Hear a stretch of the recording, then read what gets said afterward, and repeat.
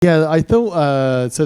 The sort of the generic trend for what we've been working on at the moment between the research team at Twitter is pretty much focused around this sort of one concept that how can we stop, and we know that it's systematic of where we've got to by now, and it's also systematic of how the digital industry sort of created itself, is that we love to count things, and unfortunately media loves it when we do count things as well. They love it when we say, what's the top hashtag this year? How many people talk about Trump? Is BTS really everything there is to know about Twitter? You know, so all of these types of things, and people look at it in a very sort of volumetric point of view. But what we've been doing for the last maybe sort of 2 years or so is sort of enjoying on a voyage of different discovery around how can we use this as a listening point of view. Where does this all start? This all starts with one word that I think, personally, I've sort of been a bit obsessed with, and it's the word online. Now, any time that we do anything and we talk to people about their social media, the obsession with being online is really at the forefront of absolutely every single thing they do, whether it's in a dangerous environment. I mean, there actually is like, joke lanes for people to use their devices. But again, it was mentioned before about like in Indonesia, people, they've got no qualms of going into a restaurant and saying like, what's your Wi-Fi code before they've even ordered. So I think it's really interesting that we seem to be sort of dominated by this word to be online. We also know that globally, the average amount of time we spend online is about 5 hours. This is the average amount of time. If you go places like Philippines or India and you see how much downtime people have, I'll give you an interesting stat. In the first couple of weeks, the Indian Rail Network opened up free, fast Wi-Fi on all of their platforms. In fact, I think it's only on 2/3 at the moment. There was more people accessing the Wi-Fi on Indian platforms that were actually activating or actually going online in the UK on the same particular day. That just shows you the scale at which some of these changes will bring more people. We also know, and as part of the social media community, we also know that nearly about 80% of total online interactions are through some sort of social media platform. And we're capturing tons and tons of data. So the idea is, and to give you an idea as to the rough size of that data, we actually see 500 million tweets every single day. Every single day, globally, 500 million people tweet or retweet something on our platform. What's really super interesting, and maybe a bit of an insight for some of you guys in the room, is that 80% of this activity actually exists outside of the US. And within Southeast Asia, we actually see some of the fastest markets in terms of Twitter growth. I've missed my dawning slide. I'm going to show you because I quite like the photo. I'm going to go back one. Oh, okay, it's not going to show up. But the other way which we're talking about this is what if we stop thinking about this as counting the data, and what about if we do think this as the world's largest focus group? Because potentially, that's what it could live up to. So, however though, when we sort of look back in time and we look back at ourselves and we look back at what agencies or clients want to hear, a lot of the social media data, especially a lot of the Twitter data, was focused on the quantitative side. People want to see short-term brand uplifts. They want to see how many times their tweet has been mentioned. I've been in so many client presentations where the client is like, that's great, but, I'm an anti-dandruff shampoo. How many times has my product been mentioned? We're like, well, probably none. But, this is the type of questions that we get asked. So we're trying to sort of rebrand ourselves, and we're trying to focus a little way. And what we're actually thinking about is what are the questions that Twitter data should be really asking? I'll give you a good example. In the last 4 weeks, and this has been the same for a long time now, in the last 4 weeks, there'll be over 1 million conversations using the hashtag climate change. However, if you use a lot of the platforms that we do use, or in social listening tools and things like this, what it will actually do, because it's all based around different algorithms, is actually only 35% of these will have a recognized emotion. I challenge anybody in this room to write a tweet about climate change and not be either positive or negative or angry or sad or annoyed or frustrated. It's impossible. It's almost impossible. This is not like a patsy movement.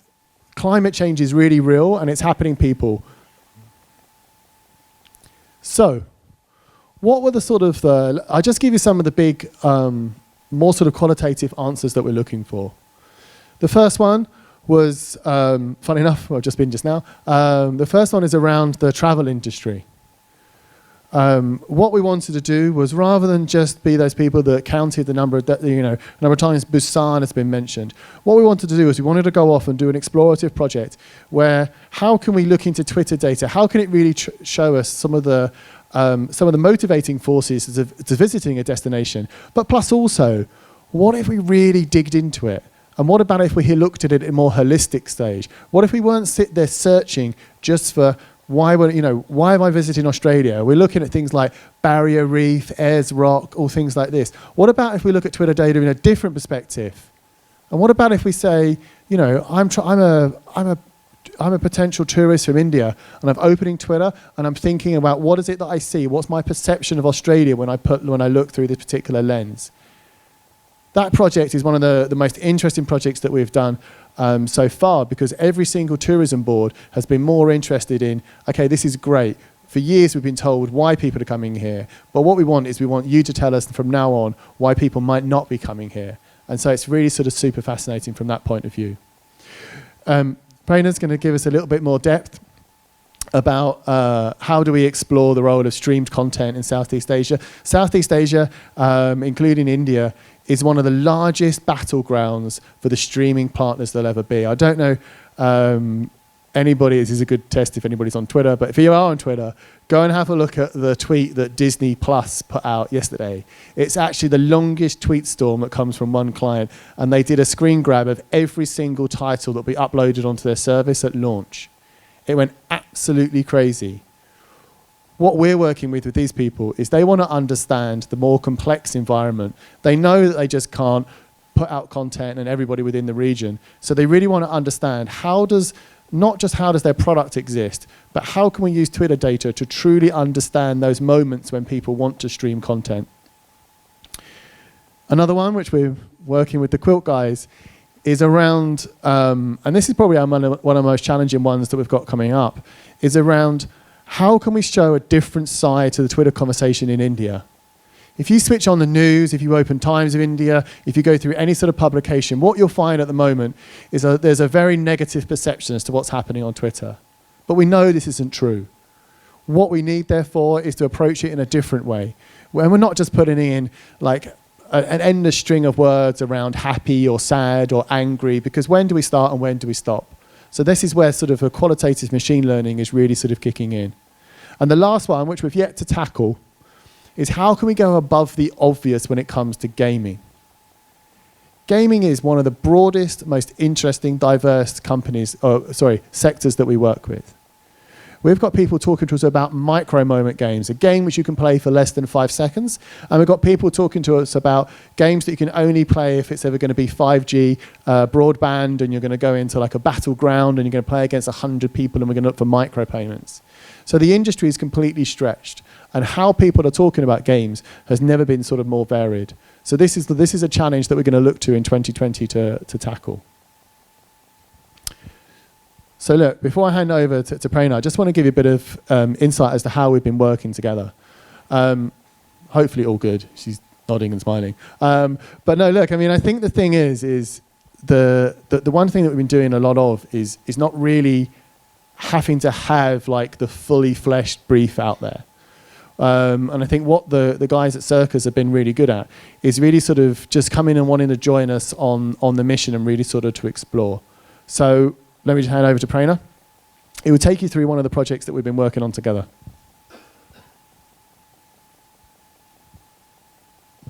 So much, Martin. And I think, just for some background, I think I've probably been hounding Martin for only like 3 years or 5 years or 10 or something like that before we started working together.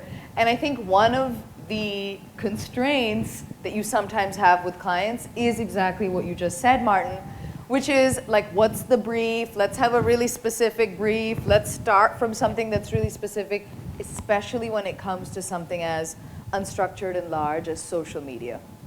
And so I think one of the things that, you know, we always try to do is encourage our clients to go beyond what we call the old way. And the old way is really looking at data in the social and digital ecosystem in a very quantitative fashion. So the old way for me is really like, you know, let's look at how many likes we got today, and let's look at Trump being the top tweet of the day, or how many, you know, what was the volume of mentions that I got for my brand over a certain period of time. And forcing ourselves to look at social media data, Twitter data, Naver data, Pantip data, data from social media and digital ecosystems as the new way. And so this is kind of what Martin was talking about. This is the world's largest focus group that's available online. And so looking at it in terms of demand spaces and triggers and barriers and consumer behavior is how Circus Social looks at social media. So none of this would be possible, of course, if we didn't have a fantastic team. And one of my extremely talented and smart team members is sitting right at this front table over here, Kay. So if you want to ask her any of the tough questions, she'll be there for you later. But we've built a platform that's called 2020 for perfect vision into your digital ecosystem that you know, pulls in all of this social media data. Our specialty really is doing Asian scripts, languages, platforms, etc. It doesn't mean we don't do the rest of the world, but it just means we do Asia and the Middle East kind of better than anybody else. We have also brought together a bunch of really smart market research experts that can take some of these methodologies and apply them to this data. And so although, you know, we recognize some of the limitations that traditional research sometimes has. So this is things around like, you know, you find stuff that moves in a brand tracker, you don't really know why. We help you answer those types of questions. Or there's a move towards a shorter LOI. And how do you really tackle that in the traditional world, as we call it? Or having a, you know, limited time or a very long processing time when it comes to field work. And that's where we think digital data can really complement a lot of the work that I'm sure all of you guys in the room are doing today, in terms of giving you both quant and qual, getting real time, real sentiments, and being able to kind of process them much faster. And I know this was shared by many other companies earlier today, as well as having a larger scope of data to look at, being able to go back in time to do that. So first I'm going to talk about something that we did in the travel industry, like Martin mentioned. I think this was only a small part of the very large project that Twitter actually embarked on in the travel industry. So I'll give you some of the interesting nuggets that we got from our study. It was done in 4 markets. It was done in China, even though Twitter is not accessible in China, UAE, India, and Australia. But it also looked at global conversations happening about these destinations, happening about why I want to travel to these. So as you can see, this was basically the brief that we got from Martin. As broad as it is, like what are the main motivators and barriers? How do we market to different types of consumer profiles? What are the key kind of positive and negative themes associated with different destinations? And then what are some of the opportunity areas? So we started broad. And I think this is something that, you know, we've done now time and time again, working with different types of clients. So you kind of always start, this is our kind of methodology on how we get from information to insights. So we always start with kind of identification. So this is going broad, making sure we have the right searches that we put into the platform. Then we introspect on those and we tweak them, we tighten them, we optimize them. Inspiration is where we might sample some of those raw conversations and then try to make sense of them. Then we'll actually take both a quant and a qual approach to start making sense of those before we finally get to the insights. So this requires both. This requires a really smart platform that can do this for you, and then also really great humans and market researchers that can look at this from a qual perspective. So I think the first thing that was very interesting that we found is that we found two types of profiles, and some of you may know this from a study that was done by Elliott and all in 2001 on two types of people. There's kind of approach-motivated people and then avoidance-motivated people. And we could see this from the Twitter sphere as well, that your approach-motivated people always talked about like looking for the next best thing, what are the new attractions, a festival, like the new novel thing that they were talking about in destinations. Versus you're kind of avoidance motivated, like, oh, I want to go to Australia because it's safe, or I want to go to Singapore because it's clean, or et cetera, which is you're trying to avoid certain stimuli, and that's why you will be more motivated to travel to that place. And this can be really nicely weaved into the story of how you market to these types of profiles when it comes to different destinations as well. So some of the main themes that we found, and again, these can't be found if you just do a hashtag for like, how many times was hashtag Australia or hashtag Sydney mentioned? But of course, you need to look further and start looking at the different attributes within locations that are being talked about in a positive way. We're not going to show you the negatives, of course, today. Just some of the great positive stuff, which is, around the UAE, like, what were some of the main things that were coming up? And people were talking about different types of destinations. Now, I just want to say, if I'm running a search for UAE, it's going to be very difficult for me to put in like UAE and every single attraction in the UAE. You kind of start broad and broader, and then you go down based on the qualitative lens that you can then start putting to the data and figuring out like why are people traveling to these destinations, and not just looking at the raw data before coming up with insights. So even for a place like India, we kind of split it, even though it can potentially be split in many, many more ways. We did north, south, east, west, and within each region, we looked for, within the positive sentiment, what is being talked about with a positive sentiment, and what are the opportunity areas that certain tourism boards can start to tap into. So is it views, or is it the fact that there's a lot of maybe discussion happening about water scarcity, security, etc. Very different from maybe what was happening in the East. And in the East, there was a lot about, there was a lot of positive conversation about the different sites you could visit, even though the East is not one of the most popular tourist destinations maybe in India, provides great opportunities for the government to market it as a destination. Then we worked on this entertainment report, and this is the one that Martin was just talking about a minute ago, which is how do people kind of consume paid online streaming entertainment. Again, we try to look deeper into the data that we got from Twitter, into what are some of the cultural nuances that we could find, what are some of the key decision-making factors when people are consuming this type of data, and then TV series versus movies, like who's really winning in Southeast Asia. Whoops. Okay. I'm just going to start with this slide, and I know that's like the font's really small and you guys can't read it, so I'll just give you a couple of the interesting things that we found.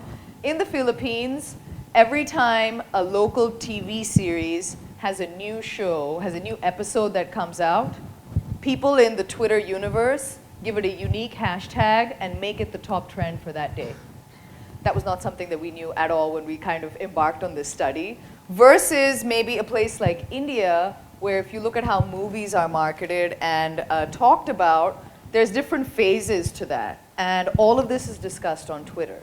And so it gives opportunities to brands to kind of, what's happening at the trailer, then what's happening when the theme song is released, how people are discussing that is so different, versus a place like Korea, as an example, where internet connectivity is not an issue. So that's not really something that people talk about. People start to go down and talk about things like Does this have subtitles in Korean if I'm watching at home? Is this dubbed in Korean if I'm watching on mobile? Is this available in HD? Because I only want to watch it in HD. Versus Thailand, where there are Twitter groups and Facebook groups and kind of these communities that you can join because everybody's very price conscious. So they share Netflix IDs. Hopefully nobody from Netflix in the room. Okay. So they share Netflix IDs with each other and then they split the cost to be like, all right, if it costs X in a month, I'm going to split it amongst 5 people. You can join a group and share it with like random people that you don't even know. So very, very interesting behavior that's all discussed on Twitter, by the way. Twitter was the only source of data that we used for this study. Then even when it comes to binge watching, I'm just going to highlight 2 things on this slide. One, which is very, very interesting, is that, Thailand is the only market where locals binge watch Thai TV series. In every other market in Southeast Asia and Korea, people binge watch international TV series. But Thailand is the only place where people talk about binge watching local TV series. And this was also very surprising for us. Very interesting. We also looked into like what are some of the, and this is only results from Indonesia that I'm showing you, not for any particular reason, but we did this for each market. What are the factors for switching to a paid online service that people openly discuss? And again, this is available through data sources like Twitter, where we could actually break this down, and the number one factor in Indonesia was actually content being the number one factor for why I would switch to a paid online streaming service. Something else we kind of looked at is a kind of TV series and TV watching culture versus a movie culture. And in Indonesia, it's still considered a very social thing to kind of go to the movies. So that has a lot of discussion versus watching Netflix or watching something online at this stage. So you'll see there's a 73% of the audience that was talking about going to the movies, watching movies, etc. Together. And we looked at something else, which was the 3 kind of stages on kind of discovery, selection, and discussion when it came to the type of TV show that you could watch. And we saw that, people in Indonesia would talk about, I loved this or I hated this. They'd have their personal rankings for each show, like, Game of Thrones #1, something else #2, Friends #3. And they also shared their own kind of reviews, often without spoilers, that they, as a movie critic or a TV show critic, would have done. The last thing that I'm going to talk about here is looking at consumer profiles based on the data you can actually find people sharing online. And the profile we've been given was young local enthusiasts who are people that like to binge watch and they're kind of interested in lean back passive content, and they're tech forward and they're willing to pay more for it. But just looking at Twitter data, we were actually able to further segment this profile into 2 types of audiences, which were the movie and kind of TV marathoners and the on-the-go bingers. And your movie and TV marathoners, I feel like kind of resonate with a little bit of the Billie Eilish characteristics that Trisha was talking about this morning, which was they have no shame in kind of saying, like, I'm like, slacking at home today and I'm watching TV all day in bed. And they're almost doing it very openly online. Versus your kind of on-the-go bingers who are kind of like, I'm always on the go, I'm going to work, I'm going somewhere else, etc. And I've downloaded all of my shows and I'm going to watch it on my device. And then complain about the bad internet connection or something like that they have. So that's what I have from the study, but we just wanted to show you some examples on how deep you can actually get with social data. No other form of research was done by us, maybe by Twitter, but we were able to get very, very deep into answering some of Martin's very broad questions that he had given us to tackle. I mean, thanks, Prerna. I think to what sort of the key sort of highlights for me. We just got this one or two more slides there. Was a lot of this actually started around the flexibility, and again, I think one of the things that we're blessed with at Twitter is the ability to really drive some experimentation. We've got some projects that we keep in a cupboard and never going to show the light of day because they didn't work. But when we actually went back to our org within the business and we said, look, we want to start looking at our data in a different way. And the idea was that we pick subjects where, of course, these are commercially viable subjects for us. But the idea is to move away from the what we described as like the big number on screen, like 76% of people watch online content. That's great. That gets us 2 seconds of a client's level of engagement. But actually, we wanted to move into the realm of truly understanding how these types of genres or how these types of modern day phenomena are being discussed on our platform. And that's that's where it was sort of great to work with companies like Circus. Because actually, I think the one thing is these guys all almost sort of like share our vision on this as well. And the one thing I want to state is that if we don't do work like this, and I think we have to take a leadership role in this, because I do feel like we were responsible for the previous, sort of the more counting and the more sort of overt quantitative side of things. If we don't do that now, then I think the whole industry was destined to go down this sort of path-dependent nature. I'm not sure how many of you people have seen some of the most crazy examples of path-dependent nature. They sort of show you why, like Roman horses and carts decided how wide NASA space rockets were and things like this. But I really do feel like this was sort of a key moment to change. And when we took this stuff to the client, one sort of client described it really as well, as they were saying, "Oh, you guys are going for upper funnel." So they're basically saying, look, we're not talking about anything that's particularly, we're not talking about a particular campaign. What you're doing is you're helping us to understand the context by which we'll be entering your particular platform. And I think as Prerna was saying, the most amazing one was all the people in Indonesia, when they see the heavy rain coming, sort of jump out quickly, go grab some Wi-Fi, download something to watch, and then go back and continue the additional commute time which they have. And the client was the clients that we share this with, they're truly grateful, and they're so much more engaged that we've brought something fresh to them. So, thank you very much. I think we have got time for a few quick questions, if there's any. Yes, questions. Yeah, thank you.